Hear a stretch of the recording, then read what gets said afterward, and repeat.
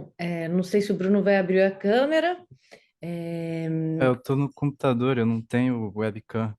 tudo bem. Só o microfone. Então, boa tarde a todos. Queria me apresentar, né? Eu sou professora da Faculdade de Educação.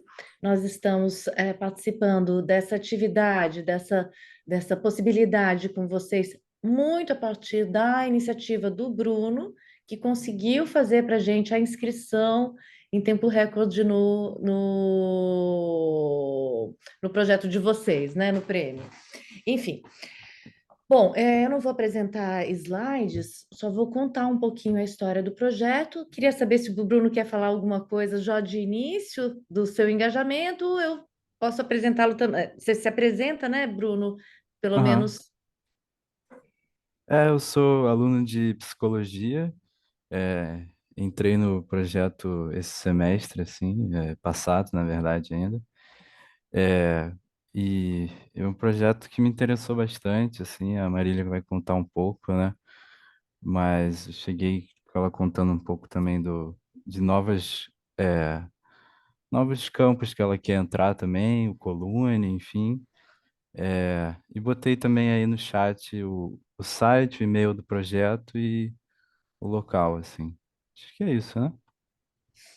Bom, o Bruno foi uma das pessoas que procurou a gente, então queria agradecer, né, o fato dele estar aqui, dele ter articulado essa possibilidade para o nosso projeto. O projeto Gato Inteto de Zinco Quente iniciou em 2019, antes da pandemia, né? Na época, eu tinha voltado do meu pós-doutorado, na França, e me ofereci como coordenadora de curso, de coordenadora de chefe de departamento, né? Que tem um revezamento que a gente se propõe, né? Na Faculdade de Educação, Departamento de Fundamentos Pedagógicos, e logo na primeira reunião, entre os chefes de departamento, houve várias reclamações, várias demandas muito angustiadas dos coordenadores de curso, né, dos chefes de departamento, aliás, e coordenadores de curso que também estavam presentes, sobre a problemática do suicídio, de ação suicida, ansiedade, depressão, evasão, né? Mas, sobretudo, a questão do suicídio que apavora muito, né?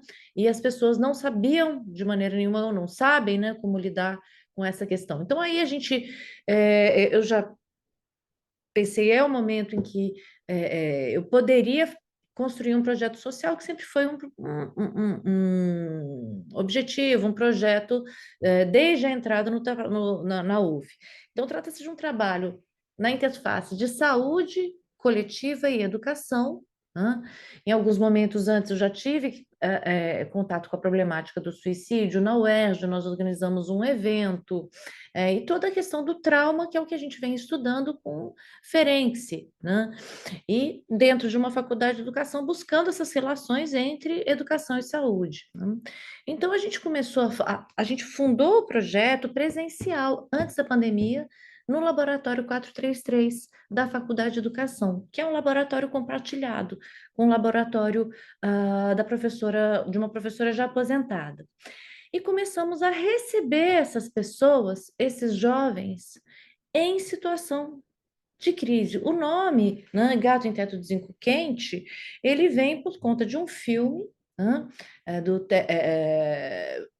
na década de 60, do Richard Brooks, que está relacionado à ideia do desamparo, né? Um sujeito que se vê num determinado momento em absoluto desamparo e não tem para onde correr, não tem para onde recorrer. Então, por isso, o título, né? Gato em Teto de Zinco Quente, eu não vou dar spoiler do filme, vocês vejam, com a Liz Taylor, Paul Newman, é um filme muito interessante, bem neurótico, né? Bem limite, né? Ele fala bem do que é uma situação limite, né? Que é também o tema que eu fui trabalhar no pós-doc na França, né? Com os jovens em conflito com a lei. Então, como que a gente podia pensar essa rede de acolhimento no momento em que aquilo ali era urgente, emergente? Então, começou um pouco, de uma maneira um pouco voluntarista da minha parte, né? Porque eu comecei a receber dos professores, e primeiro teve um paciente número um, que veio da faculdade de psicologia, de filosofia, tendo saltado da janela. e se arrebentado todo, e não, ele não morreu, e foi o nosso primeiro estudante da UF, né? Que chegou no projeto nessa situação. Então, a partir daí, a gente começou a escutar e alguns estudantes em situação limite começaram a frequentar dentro de um enquadre maior, né? O que o projeto se situa, que é um projeto de extensão. A gente tem bolsista de extensão já há 3 anos. Né? A nossa bolsista não está aqui agora, porque ela está recebendo uma menina nesse momento que veio, né, já com o crescimento do projeto, que ela veio de demanda de São Gonçalo, de agente público de São Gonçalo, né? Então, o projeto ele começou atendendo a comunidade acadêmica da UF, na verdade, os estudantes, sobretudo, para que a gente configurou o projeto como atendimento à comunidade acadêmica da UF.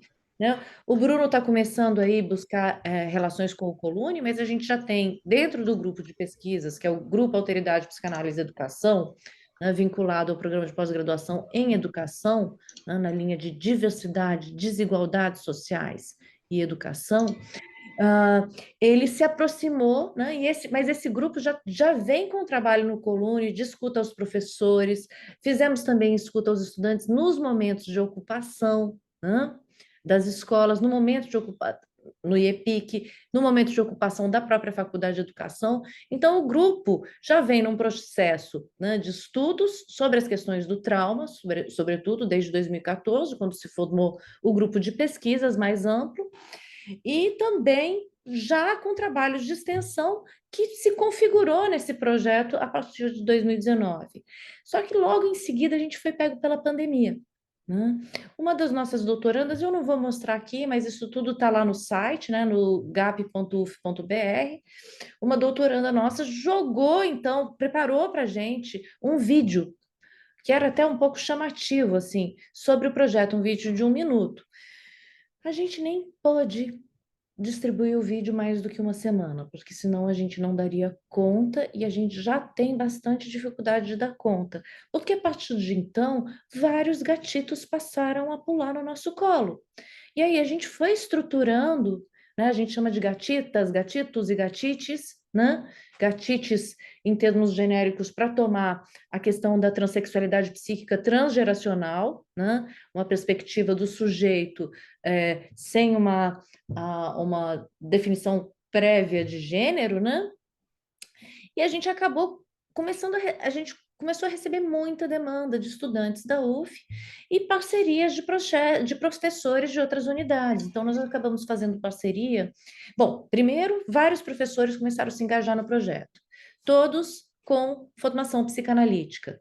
A grande maioria que já participa do grupo Alteridade Psicanálise e Educação.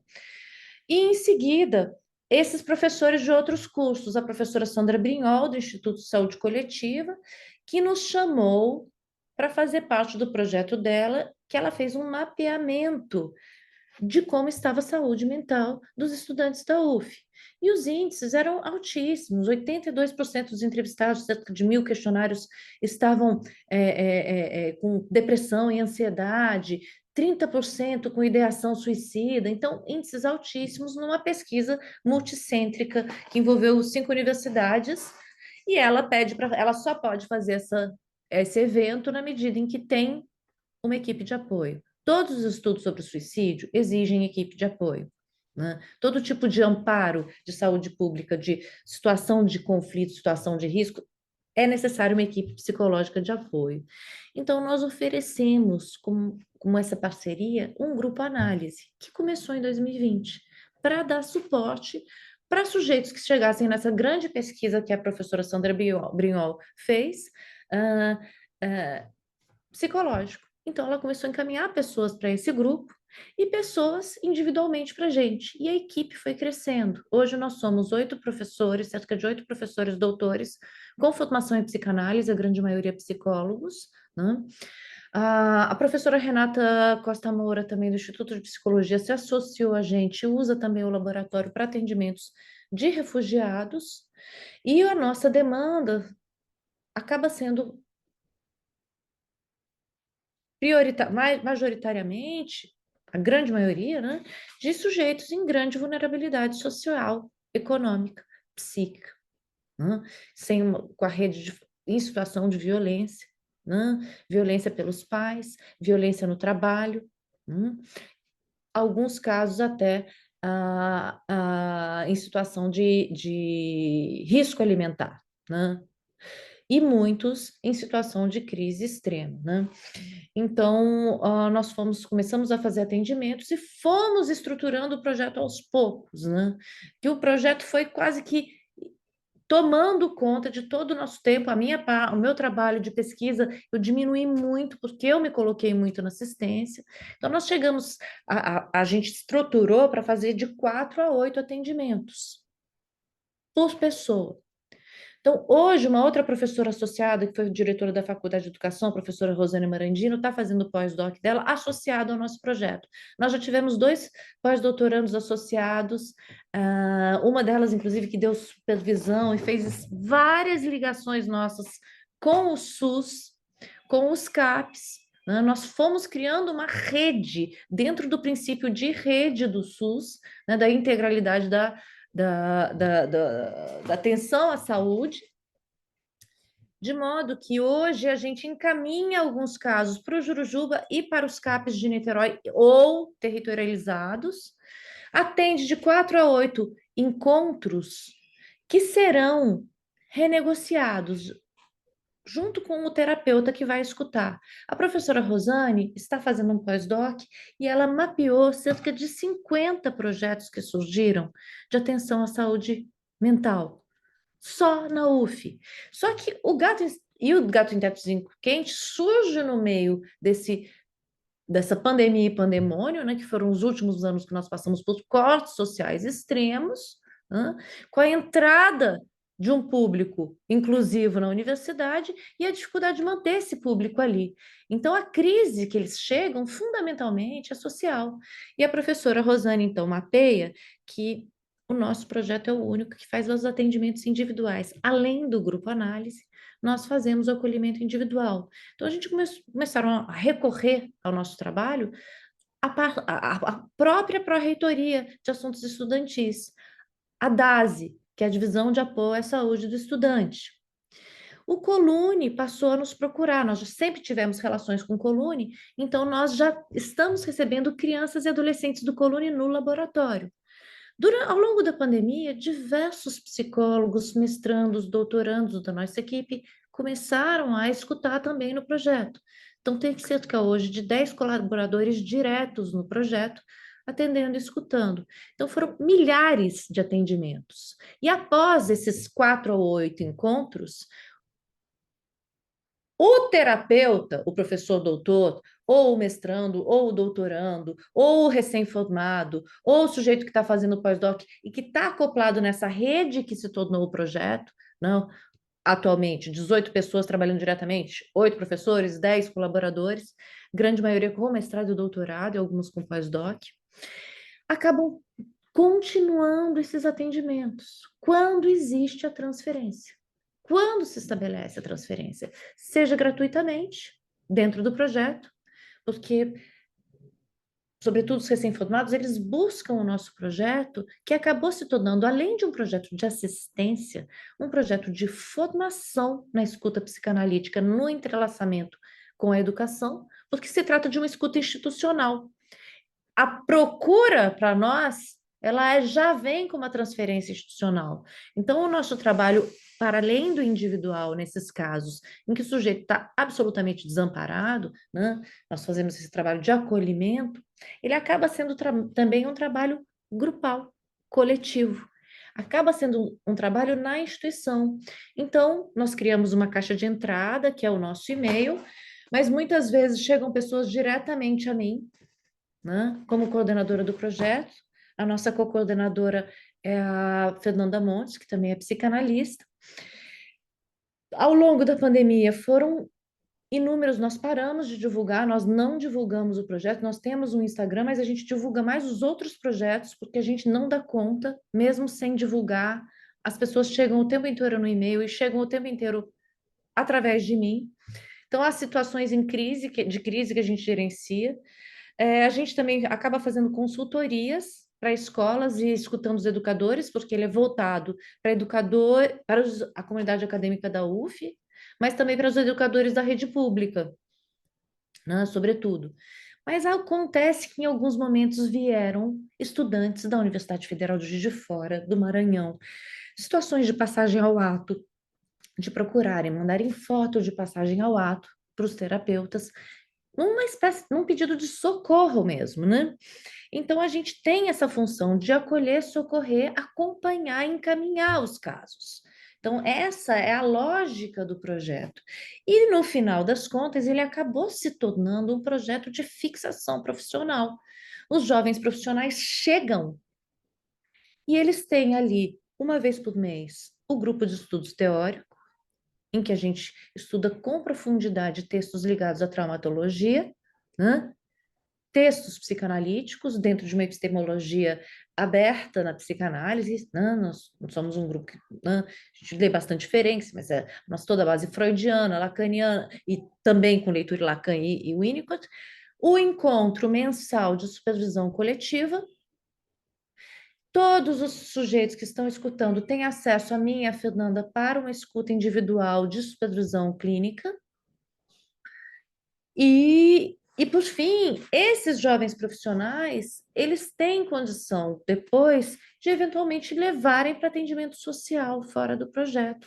Esses sujeitos que chegam numa situação de muita precariedade, mas que aos poucos vão se estruturando com esse suporte, né, que a gente oferece, que é o acolhimento, a escuta, o acompanhamento daqueles casos. Muitas vezes em algumas situações, a gente trabalha em parceria com Defensoria Pública, a gente fornece laudos, a gente busca essa parceria muito com os CAPs, né, com o Centro de Atendimento Psicossocial, ou com os hospitais, o Jurujuba principalmente, né?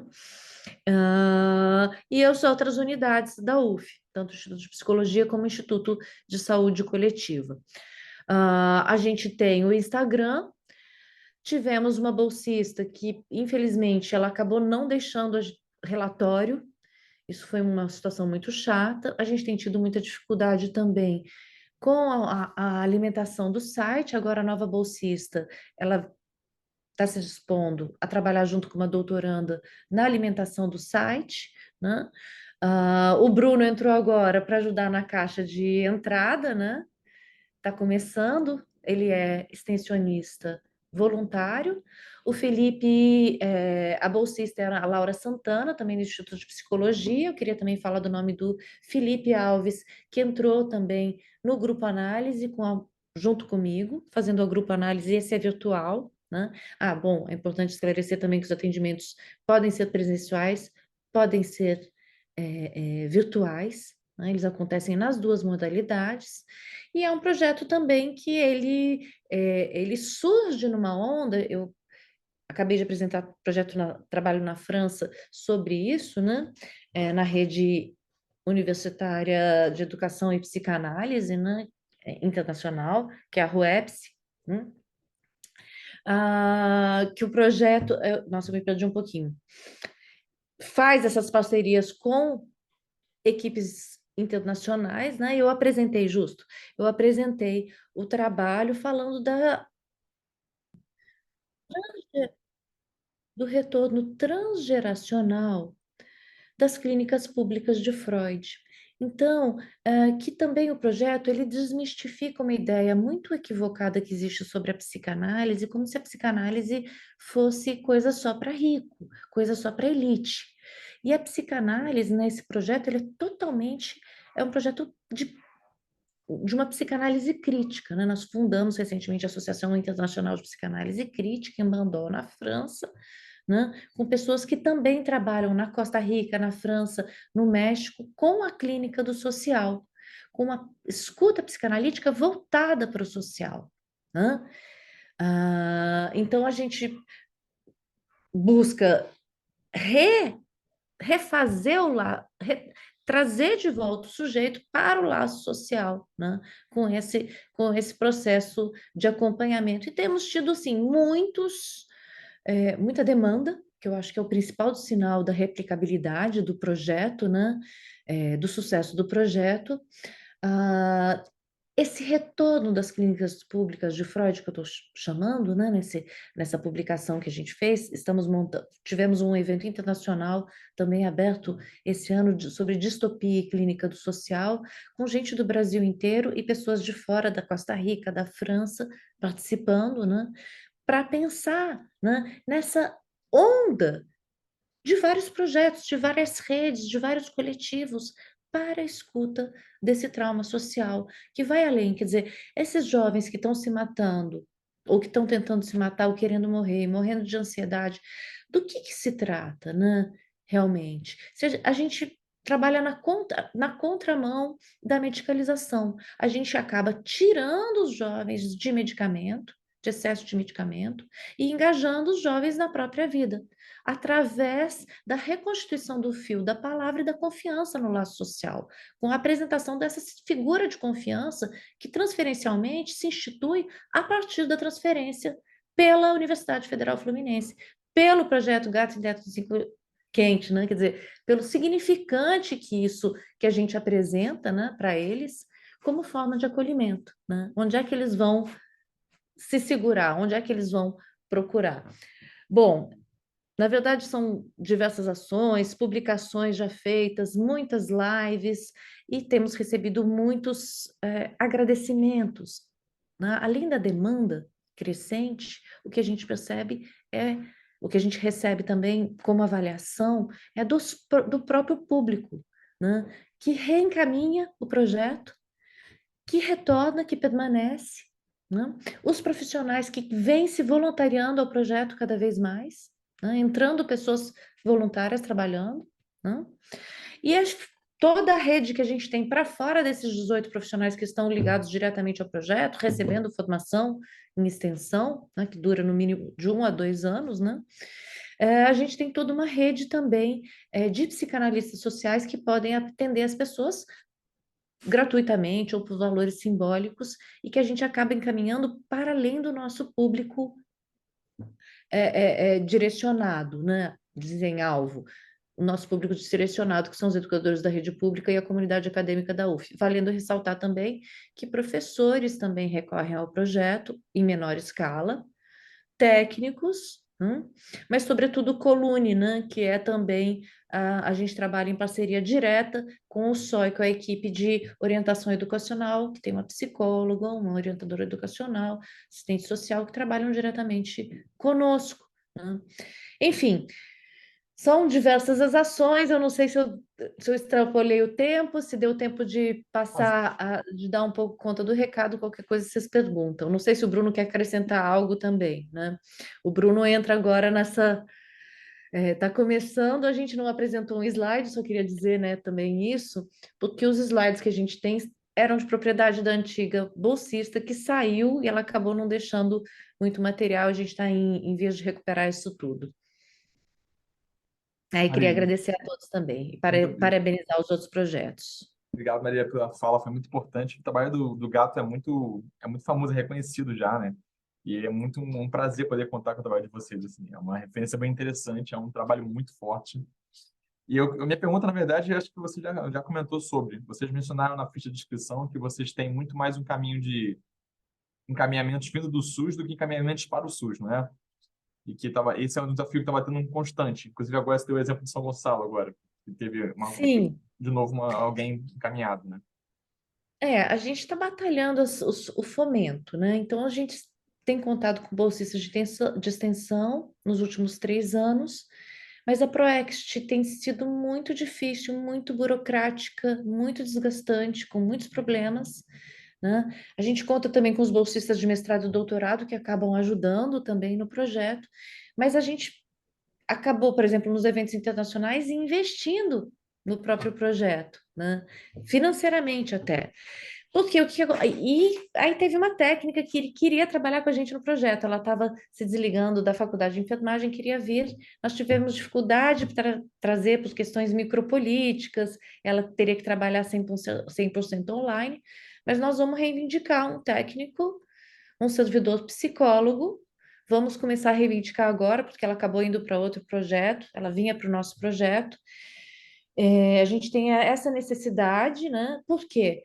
E aí, na reunião que a gente teve com a reitoria pedindo tal, a pró-reitora, né, tentando contornar a situação das dificuldades de fornecer esse técnico para a gente, né, porque tem outros projetos que também pedem e tal, ela falou: ah, mas o sistema de saúde que tem que receber esses casos. Então, vai direto em contato com o que você está perguntando, Lucas, porque não, é o contrário que acontece.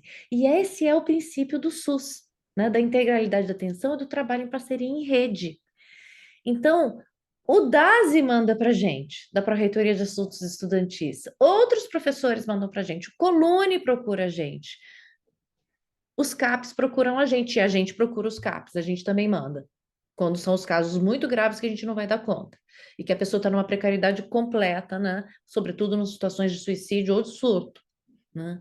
Então, na época, a pró-reitora virou e falou, agora, né, que a gente fez essa discussão sobre a vinda de um técnico para o nosso projeto. Ela disse, esse caminho, não, o caminho, ele é de mão dupla e é mais interessante quando essa vinda para o nosso laboratório, o que que ela tem de ao meu ver, né, de interessante? É porque muitas vezes as pessoas têm dificuldade de ir para o CAPS, porque os atendimentos são todos coletivos, é muito difícil de conseguir o ambulatorial. Então, o atrativo do individual e de ser a UF. Então, vem muitos estudantes, eles já vêm com essa confiança na instituição, né? E a gente acaba trabalhando contra a medicalização. Mas a gente vai pedir também. Tentamos um projeto, acho que é PN de Niterói, como é que chamava? Um projeto que saiu em 2020, da Prefeitura de Niterói, nós não conseguimos verba, estamos com muita dificuldade de conseguir fôlego, né, para os editais, para enfrentar os editais, mas acho que o professor Marcelo, se não me engano, deu a dica, né? Eu acho que os projetos de inovação pode ser que ajudem. Mas o que a gente está precisando é de fôlego, porque ficamos muito no de atendimento. Para mim também eu tenho ficado bastante sobrecarregada, até porque são casos bem graves, bem difíceis. Os mais leves, eles chegam de 4 a 8 encontros e vão embora. Eles se estruturam e vão, mas alguns acabam ficando com a gente por 2, 3, 4 anos. E aí, realmente, acaba tendo esse caráter permanente o projeto, né? Perfeito, Maria. Muito obrigado, viu? Obrigado ao Bruno também por ter feito a inscrição também de vocês. Eu que É. agradeço demais ao Bruno Silvia, também. Silvia quer falar alguma coisa? A pergunta que eu estava lá querendo fazer, a Marília respondeu que era se havia atendimentos virtuais também, que acho que isso foi uma das coisas que a pandemia trouxe, né? E ela se manteve, né? Pelo menos a gente tem ouvido bastante sobre isso, né? Sobre o atendimento para a saúde mental de forma virtual, até num sentido de contenção mesmo, né? Numa crise mais. Então, acho que era isso, mas você já falou. Obrigada, Marília. Majoritariamente acaba sendo virtual, mas a gente sempre cria condições para o presencial, né? Sim, Cada vez mais, e até porque tem alguns casos que precisam ser isso. presenciais. Por exemplo, criança no colune. Às vezes dá, às vezes não dá para fazer no virtual, né? Então, a gente acaba potencializando nisso. Também tem muitas lives e as lives de consultoria, né? Que aí vai no virtual também. Obrigada, era isso. Perfeito, Marília. Muito obrigado, viu?